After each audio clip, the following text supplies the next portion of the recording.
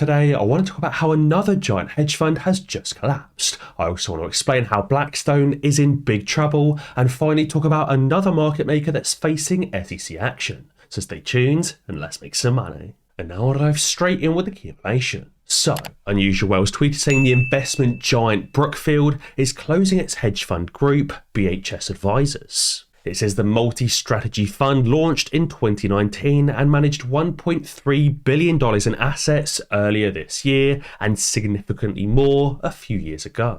This article says the Canadian asset management firm Brookfield Corporation is closing down Brookfield Hedge Solutions Advisors, or BHS Advisors. It was a $1.3 billion multi-strategy hedge fund platform within the $825 billion conglomerate. They've confirmed that BHS Advisors is to wind down operations after 4 years. It says BHS Advisors struggled to scale its operation over the last couple of years and took on some significant losses, according to a Brookfield spokesperson. Apparently, the decision to wind down the fund has been taken to allow the company to focus on other products. Again, this is yet just another hedge fund that has collapsed and wound down operations so far this year, adding to the already large list of hedge funds that are collapsing. As the year goes on, and especially as the market heads into the next leg down in the market crash, we're going to have more and more hedge funds ending up like Credit Suisse. And speaking of which, Samuel Clemens has tweeted saying, whoops, it seems like Credit Suisse started their descent on AMC at the end of 2017. You can see from this article, Credit Suisse started coming out with negative publicity against AMC all the way back in June of 2017. And as Samuel says, Credit Suisse likely would have gotten away with it too, if it weren't for you meddling kids and you retail investors. Back in 2017, Credit Suisse were reducing their profit target on AMC to just $20 per share.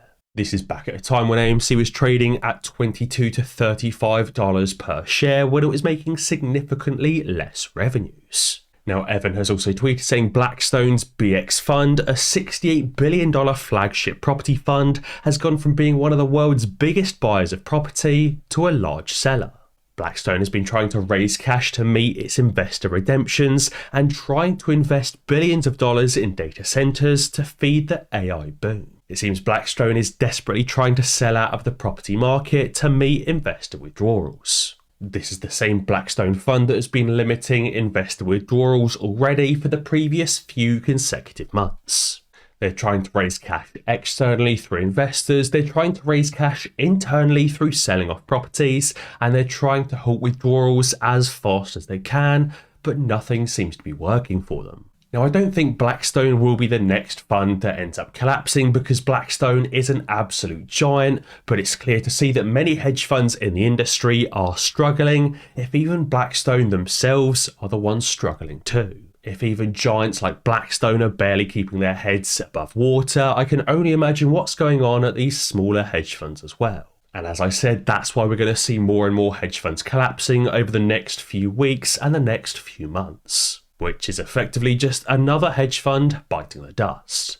Now, Robert has also tweeted about another broker being hit with SEC action. Also, you can currently get a guaranteed free share of Tesla, a $50 cash reward, and up to 15 free stocks when you sign up to MooMoo using the link in the description below. All you have to do is sign up and make a temporary qualifying deposit. MooMoo is free to sign up, it just requires that temporary deposit, and it's a really great way to help support the channel and to help support me as well. And on top of that, MooMoo is also very easy to use, has tons of technical indicators, and even their own options trading platform. This is Paris-headquartered BNP Paribas has announced that it's under scrutiny by the SEC and the Commodity Futures Trading Commission, or CFTC, for its personnel's non-compliant use of communication tools. This is the exact same thing that people at JP Morgan, Citigroup and Goldman Sachs were being investigated for, effectively having secret communications over WhatsApp instead of through company emails. Although BNP Paribas did not explicitly disclose what penalties it may have already agreed, it's revealed that it's earmarked €125 million, or $137 billion, for litigation expenses. It says BNP Paribas joins the list of global financial corporations now being held accountable for record-keeping norms,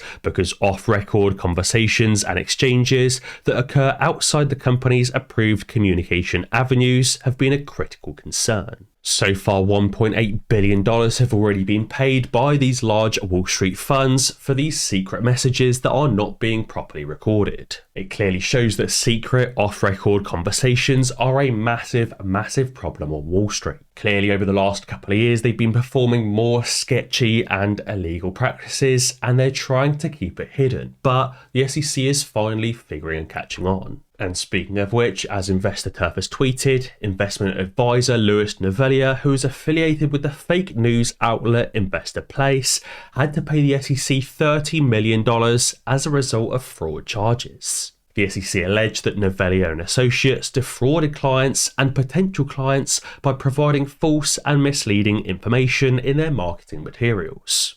This is that lawsuit from the SEC where that investment advisor had a $30 million fine.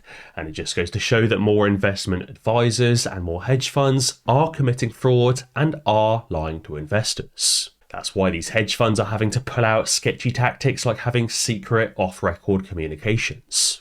Clearly, especially over the last 2 years, these hedge funds and investment advisors have been hurting more and more and more, and that's why they're now resorting to off-record communications and illegal practices.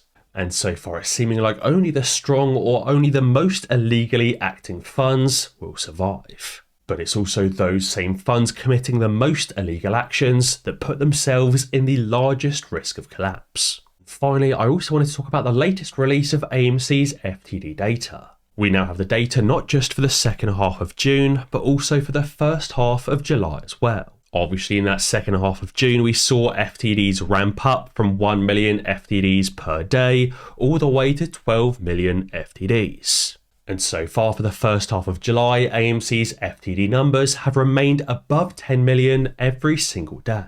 It's crazy that not too long ago, back in late 2022, we were only seeing 50,000 to 100,000 FTDs every single day, with 1 million FTDs being a massive outlier. Now we're not just seeing a regular occurrence of 1 to 2 million FTDs, we're seeing 10 to 12 to 14 million FTDs every single day being the norm. So far, we haven't yet seen this run all the way to 20 million FTDs and above, but don't forget this is only the data for the first half of July, not for the second half. I think for the second half of July, we will see these FTD numbers increasing even higher, and that's why the cost to borrow fee was so high, and still remains to be so high. But it's crazy to see we're seeing above 2% of AMC's entire float failing to deliver every single day, day after day, week after week, and now month after month. I think this really goes to show the hedge funds are struggling massively, as not a second goes by in a single day now for over 2 weeks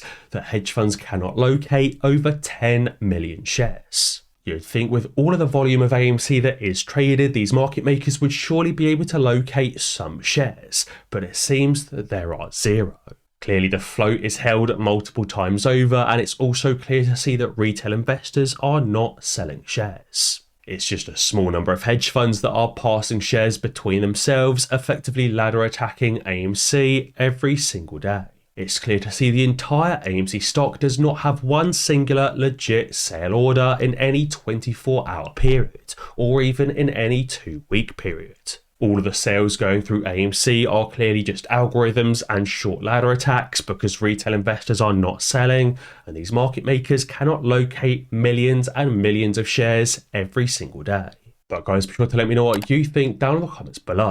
And as always guys, be sure to ding that notification bell, because that way you'll be alerted when I upload a new video. Cheers.